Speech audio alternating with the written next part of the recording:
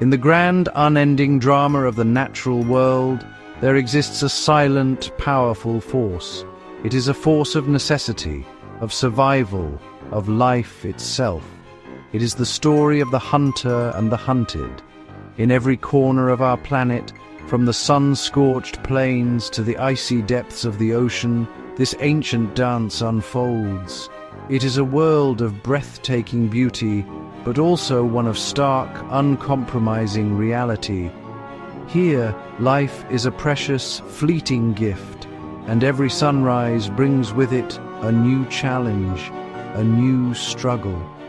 The wind whispers tales of this struggle through the rustling leaves and across the barren tundra, a constant reminder of the delicate thread upon which all existence hangs. This is the realm of the ultimate predators. They are not creatures of malice, but rather masterpieces of evolution, honed over millions of years into perfect killing machines.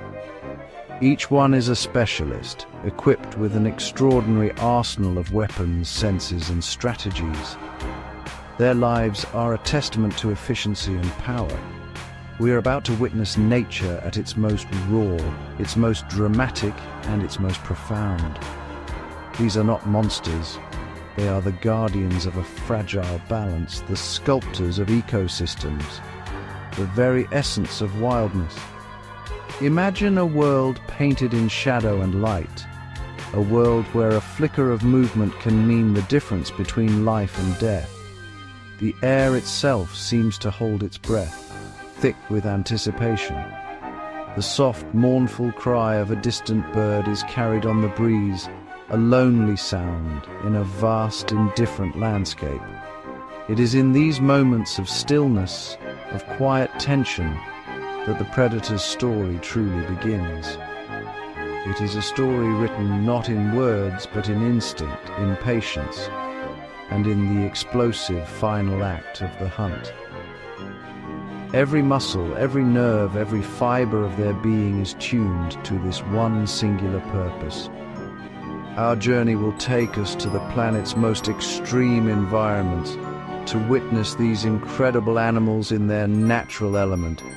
We will feel the biting cold of the high mountains, the crushing pressure of the deep sea, and the searing heat of the endless grasslands. We will explore the intricate strategies, the breathtaking power, and the surprising intelligence of nature's deadliest hunters.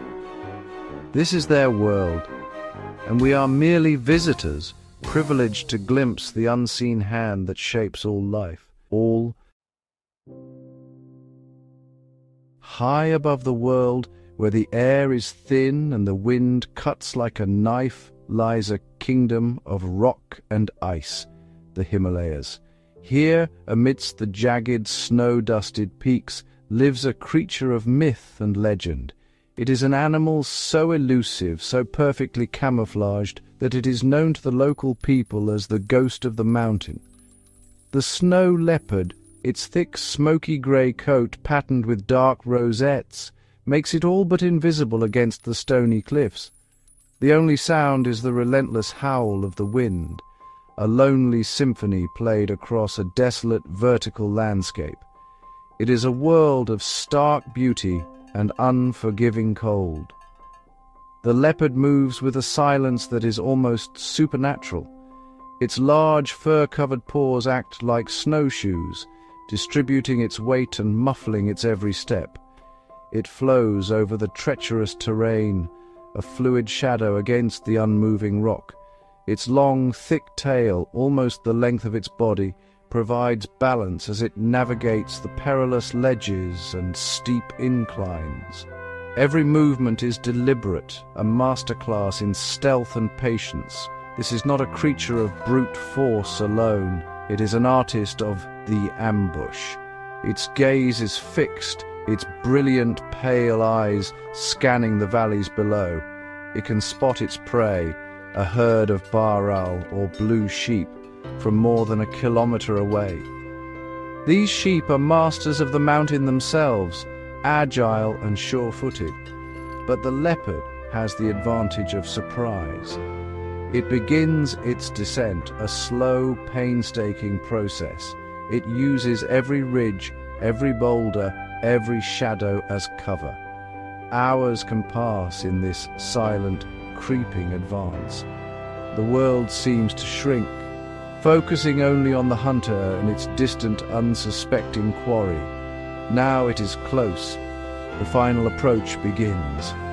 Crouching low, its body is a coiled spring of muscle and latent power. The wind whips around it, carrying the scent of the sheep, but its own scent remains hidden, carried away by the complex mountain air currents. A moment of pure, crystalline stillness. The world holds its breath. Then, an explosion of movement. It launches itself downwards, a blur of grey and white, covering 100 feet in a few breathtaking bounds. The silent ghost has finally revealed itself, a fleeting, powerful force of nature in this high, lonely kingdom. Beneath the shimmering surface of the sunlit ocean lies another world, a world of deep blue, of shifting light and profound silence. This is a realm of immense pressure and endless horizons, governed by its own ancient rules. And here, ruling a vast and fluid territory, is the ocean's apex predator, the great white shark. It is a creature of elegant power, a living torpedo of muscle and cartilage. Its shape has been perfected over millions of years, designed for one thing: to move through water with lethal efficiency. The sound is one of deep, resonant quiet, punctuated only by the gentle, rhythmic rush of water flowing past. The shark patrols the cooler coastal waters, a solitary hunter on a constant search. Its movements are slow, deliberate, almost lazy. It conserves its energy, for the hunt requires an explosive burst of incredible power. The shark's senses are a marvel. It can detect the faint electrical fields generated by the muscles of other living creatures. It can smell a single drop of blood in an Olympic-sized swimming pool of water. It is a creature that feels the world around it in ways we can barely comprehend. Suddenly, it detects a silhouette against the bright surface above. A seal. Unaware of the danger lurking in the deep blue below, the seal plays near the surface, a dark shape against a ceiling of light. This is the moment the shark has been waiting for. It angles its body downwards, disappearing into the darker, deeper water. It is positioning itself for the attack, using the depths for concealment. The shark is now directly beneath its target, a grey ghost in the gloom, unseen and unheard. With a sudden, cataclysmic thrust of its powerful tail, it rockets towards the surface. It is a vertical ascent of terrifying speed. The shark erupts from the water, a 40-kilo-Newton force of nature, its body clearing the surface entirely. This is the breach. It is one of the most spectacular and violent predatory events on the planet. For a split second, the master of the deep hangs in the air, a breathtaking spectacle of power and precision. Then, with a crash that shatters the ocean's silence, it falls back into its liquid kingdom, the hunt complete. In the vast, snow-laden forests of the north, where the trees stand like silent sentinels, a different kind of predator holds sway. Here, survival is not just about individual strength, but about the power of the collective. This is the domain of the wolf. Their haunting howls echo through the cold, crisp air, a complex chorus that is both a declaration of territory and a call to kin. The sound of the wind sighing through the pine branches and the soft crunch of snow underfoot are the only accompaniments to their song. It is a sound that speaks of wildness, of family, and of an unbreakable social bond. The pack is a complex society, led by an alpha pair. Their bond is the pack's foundation. They move through the dense forest with a quiet confidence, their thick fur protecting them from the biting cold. Their long legs are built for endurance, capable of covering dozens of kilometers in a single day. It is a sound of purpose and unity.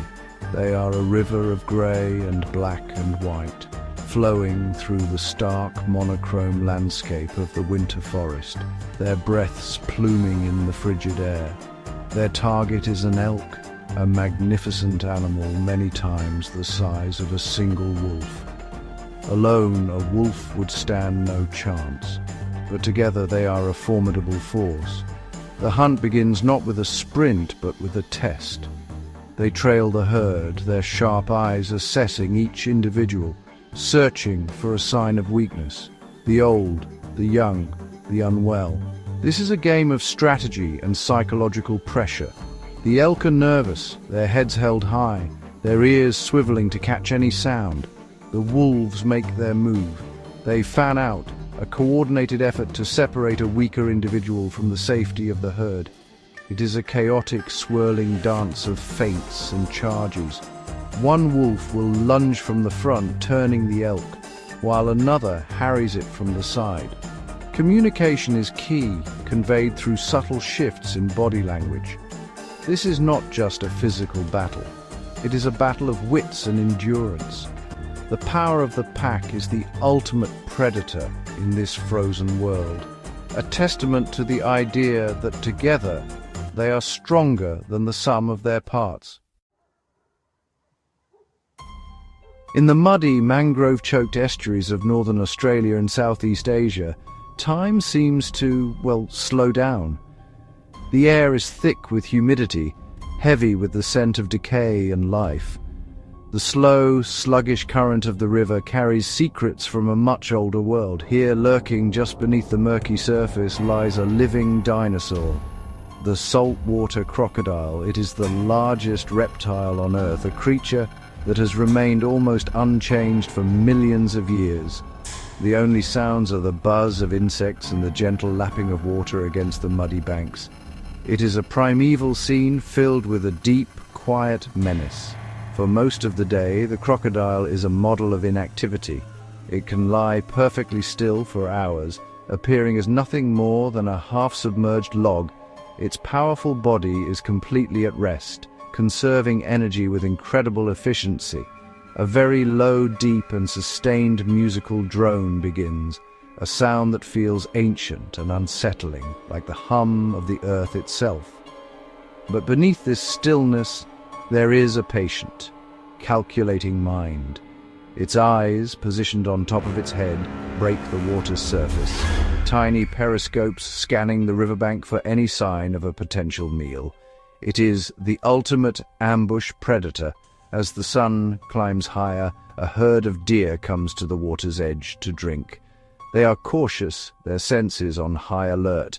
They know the river holds danger, but thirst is a powerful motivator. The crocodile, 100 meters away, sinks silently beneath the surface, creating not a single ripple. It is gone. The music falls into complete silence, amplifying the tension. All that remains is the sound of the deer drinking, the gentle splashing of water. The riverbank seems peaceful, idyllic even, but beneath the calm surface, death is approaching with a stealth that defies belief.